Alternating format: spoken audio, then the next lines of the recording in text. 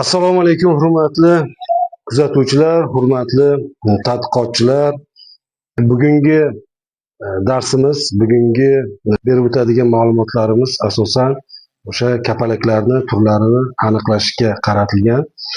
O'sha entomologik, zoologik ilmiy tadqiqot ishlarida ularni faunistik tahlil qilishda ko'p jihatdan turlarni aniqlash o'sha ilmiy ishning natijalarining muhim qismlaridan biri sanaladi.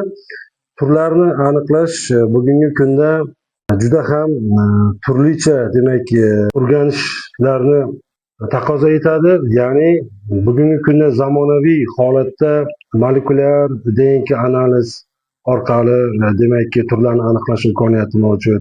Morfologik belgilariga qarab turlarni aniqlash imkoniyati mavjud va bir necha yillardan beri foydalanib kelinayotgan kapalaklarni genitaliyasini ajratib olish orqali turlarni aniqlash demak uslublari mavjud. Va ko'p jihatdan genitaliyasini ajratib olish orqali turlarni aniqlash hozirgi kunda mavjud, lekin biroz kam foydalanadigan usullardan sanaladi. Aynan kichik o'lchamdagi kapalaklarni biz endi uni turkumdagi morfologik holatlarga nisbatan ikkita guruhga bo'lib olamiz. Kapalaklarni ham makro lipidopteralar guruhi va mikro lipidopteralar guruhi. Kichik o'lchamdagi kapalaklarni turlarini aniqlashda genitaliya orqali aniqlash bizga ko'proq aniqlik beradi. Lekin makro lipidopteralarda bu asosan ularning morfologik belgilaridagi aniqlashimiz mumkin tur tarkibini.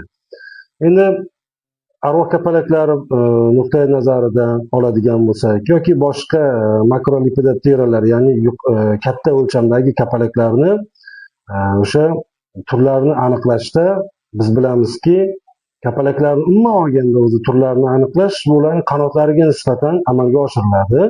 Qanotlaridagi belgilar, qanotlaridagi dog'lar, hoshiyalar, nuqtalar va turlicha o'sha qanotning o'lchamlari, qanotning tashqi chegaralari, qanotlarning tuzilishi bu ularning o'sha turlarni aniqlashda e'tibor qaratadigan jihatlardan biri sanaladi. Masalan, arvoh kapalaklarning o'sha turlarini aniqlashda dastlab biz bilamizki, barcha kapalaklar oilasiga mos ravishda qanotlari shakllangan. Arvoh kapalaklarda o'ziga xos qanotlar shakllangan. Ularda biroz demak o'tkir qirrali qanotlarni ko'rishimiz mumkin. Yoki boshqa oila kapalaklarida esa masalan nimfalida oilasi kapalaklarida ularning o'sha tashqi chegaralari biroz arrasimon tishli demak ko'rinishga ega bo'lgan qanotlarni ko'rishimiz mumkin. Kapalaklarning turli oilalarida turlicha qanotlarni demak shaklida o'z ifodasini topadi. Shunga ko'ra biz turni aniqlashimizda dastlab ularning qanotlarining holatidan kelib chiqib, demak maxsus aniqlagichlar va bugungi kunda keng foydalaniladigan dunyo miqyosida o'sha olimlar tomonidan e'tirof etilgan ilmiy bazalardan aniqlashimiz mumkin turlarni. Bunda bizga yordamga keladi GBF, Ensibay, Innaturalis kabi ilmiy bazalarda berilgan demak turlarning o'sha xalqaro nomlari, ularning morfologik belgilariga mos ravishda shakllantirilgan va o'sha tur tarkibiga ko'plab olimlar tomonidan ilmiy asoslangan sistematik holatlari mavjud ushbu ilmiy bazalarda. Va bu biz uchun turlarni aniqlashda juda ham bir yuqori demak samarali o'sha yordam beradi. Bundan tashqari demak maxsus ishlab chiqilgan aniqlagichlar bor.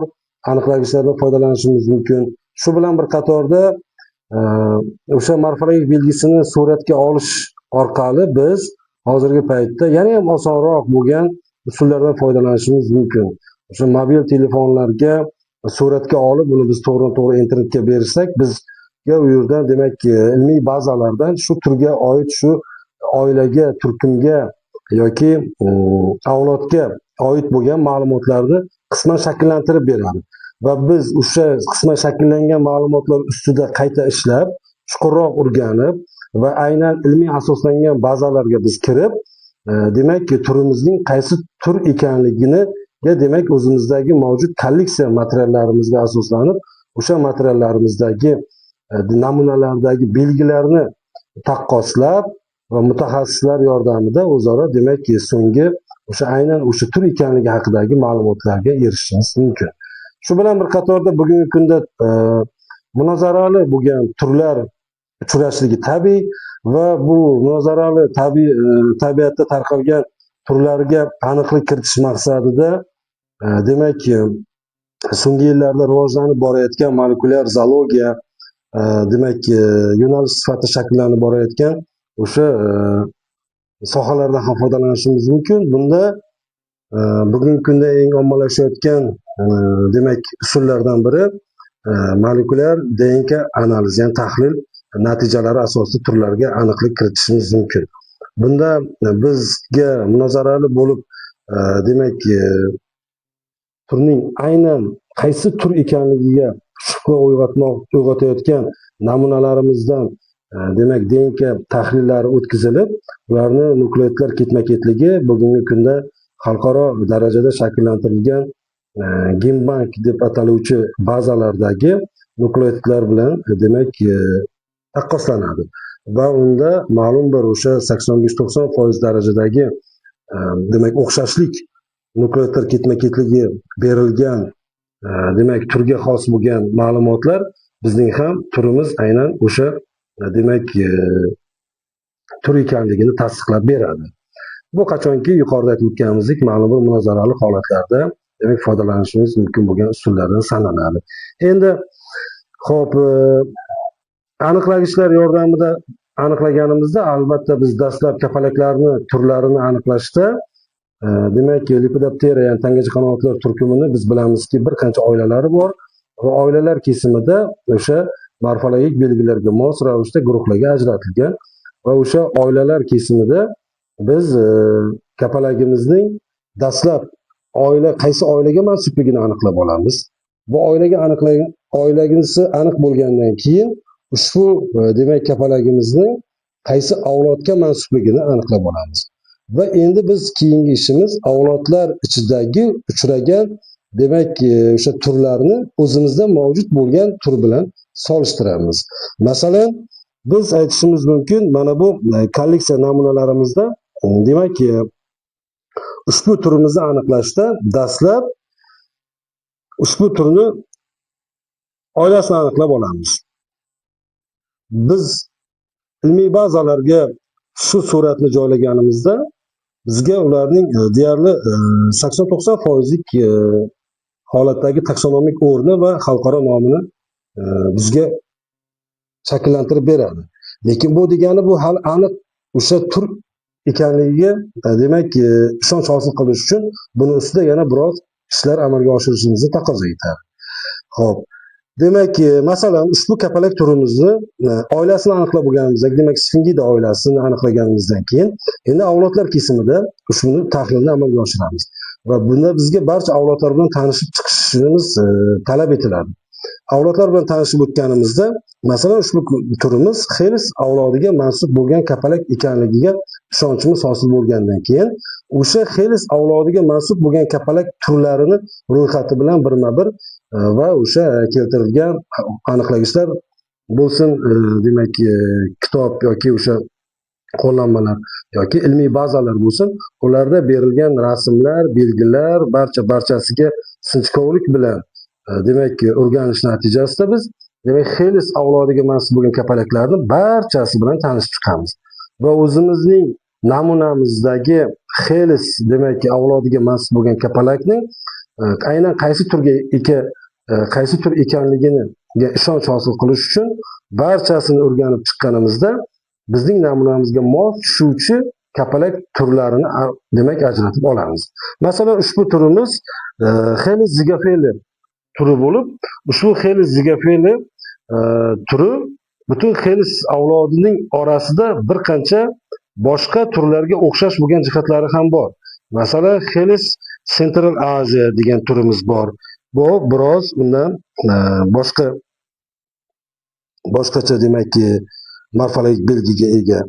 Bu ikkalasi umuman olganda juda ham o'xshash,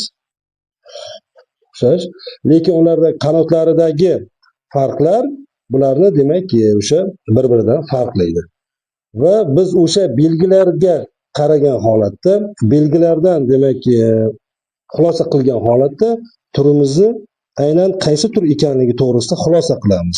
Shu bilan bir qatorda yanada agar biz bunga amin bo'ladigan bo'lsak, to'laqonli amin bo'ladigan bo'lsak, demak o'sha yorliqlarni shunga mos ravishda shakllantiramiz. Agar bizda qanaqadir o'sha turning aniqligi to'g'risida haqida bir shubha bo'ladigan bo'lsa, bizda demak ustozlarimizdan yoki o'sha yetakchi mutaxassislardan yana bu turlarga aniqlik kiritishimiz mumkin. Bugungi kunda butun dunyoda o'sha ma'lum bir sohalarga ixtisoslashgan mutaxassislarni umumlashtiruvchi ko'plab demak o'sha masalan kapalaklar bo'ladigan bo'lsa, kapalaklarga oid bo'lgan lepidoptera, lepidoptologlar klublari, guruhlari mavjud ijtimoiy tarmoqlarda. Xalqaro darajadagi yetakchi uzoq yillik tajribaga ega bo'lgan mutaxassislar mavjud va bu mutaxassislar bilan maslahatlashgan holatda demak turlarimizni yanada to'g'ri aniqlanganligini demak tasdiqlatishimiz mumkin bo'ladi. Mana shu tartibda turlar aniqlanadi. Shu tartibda demak o'sha ilmiy ishlarimizga ushbu tutgan kapalaklarimiz, o'rganayotgan obyektimizni demak borasidagi ilmiy tadqiqot natijalarimizni bayon qilib borish uchun demak keyingi bosqichlarga o'tishimiz mumkin bo'ladi. E'tiborlaringiz uchun rahmat. Sog' va salomat bo'ling.